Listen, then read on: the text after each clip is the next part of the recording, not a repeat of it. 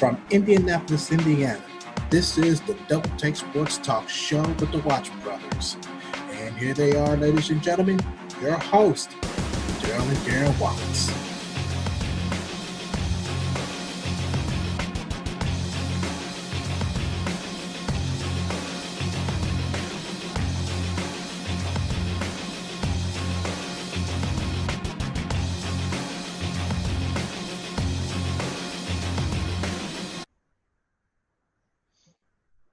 All right, ladies and gentlemen, welcome back to Double Take Sports Talk with the Watch Brothers. I am Darren. Darrell's on the opposite side. Of course, as you know, time-stamped, different clothing. Here we are. Time change. Time change. Scheduling conflictions. We are Yes. getting close to Thursday Night Football with the Jacksonville Jaguars and the Tennessee Titans. So while we're getting close into that time, this is the AFC South battle. We're going to dig deeper into the AFC South in the Indianapolis Colts territory as we'll talk about the evaluation report from the Jacksonville Jaguars Indianapolis Colts game, and then looking ahead into their game against the other AFC South opponent, the Houston Texans. Darrell, when you're good and ready, the floor is yours. Cool. Right on. So, my evaluation report for the Colts and Jaguars for Week 13. Final score of that game, Colts got shut out 6-0. Here's the summary. Here is my summary of the game. Even though this game had the words boring and garbage in the same sentence, this is what division rival games are about. However, there were some negatives and some positives about this game that need to be noted. This is a game where the Colts defense still showed up for the game, but I had to call the JPD emergency line to put a bolo on the Colts offense. The Jacksonville Police Department. Mm-hmm. Yeah. Where is this offensive line that they done went missing? The whole offense itself done went missing. Where they go? Jacksonville's defense went missing too. Offense went missing. Offense, yeah, they went missing They too. went missing too. Yeah, Cody Kessler just wasn't getting nothing going. He wasn't getting nothing going. So that just really perplexed this game. No which made touchdown it, scored. None. yeah, garbage. Game was just garbage. Well, a lot of people like those type of games because their defense is really actually playing. A lot of people like those types of games.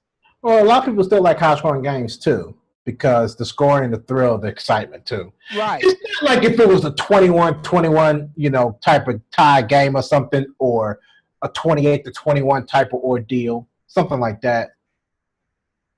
It's been a little bit. I don't mind them. I don't mind them either. It's just that if it's going to be a high-scoring game, I would rather for it to be a defense to be played where it's a low-scoring game like how this was. At least a touchdown or something in there, keep the thrill going. You think you're going somewhere and boom, a fumble comes. Or you think you're going somewhere, boom, an interception happens. Yeah. That's the key. I agree. No, I agree. Most definitely. I agree. But this had absolutely no touchdowns into this sentence or this evaluation report at all. So that is a big kick to the, what? But yeah. There you go. Perfect. Kick to the knee. All right. Stats. Andrew Luck was 33 for 52, 248 yards and a pick. Eric Ebron had 81 yards on 10 catches. T.Y. Hilton had 77 on 8 catches. Marlon Mack had 27 yards on 8 carries. Cody Kessler was 18 for 24, 150 yards. As a team, the Colts had 41 rushing yards on 16 carries and had 248 yards receiving on 33 catches. I almost had to catch myself because I was getting ready to say the target number instead of the catches. Yeah, that would have been 50. So that would have been a big fat zero right there. No. The Jags had 79 rushing yards on 27 carries. That's not good either. While they had 150 yards on 18 catches. Of course, the story of the game was the defense for the Colts and the Jags. The Jags got to Andrew Luck 3 times for 24 yards and picked him off once, while the Colts got to Cody Kessler also 3 times for 18 yards. The Jags also forced a fumble, and the Colts did too. So the defense did their part versus the offense, just garbage. Boom. And the evaluation report. Nothing else need to note stated. There, you got anything else you want to add to that? Absolutely not. I agree. So, moving on to, this is going to be a quick one too. Moving on to the playbook for the Colts of the Texans for Week 14. The game date for this is going to be December 9th, 2018. That's going to be a 1 o'clock game, I think on CBS. Keys to victory. Yep. Texans make a mistake. This is the only way the Colts will win, is that they hope that the Texans will make mistake after mistake. Riding a 9-game winning streak is like driving a car on a full tank of gas for a full week. It is unstoppable.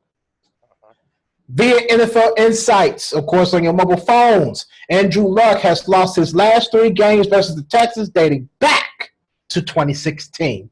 He is 5-4 in his career versus the Texans. His worst record versus any division opponent. At this point in time, Luck has to do better against the Texans. However, throwing the football would be his best option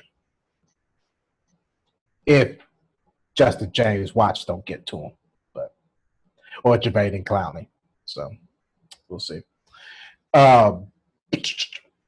Injury report for the Colts. There's quite a few of them.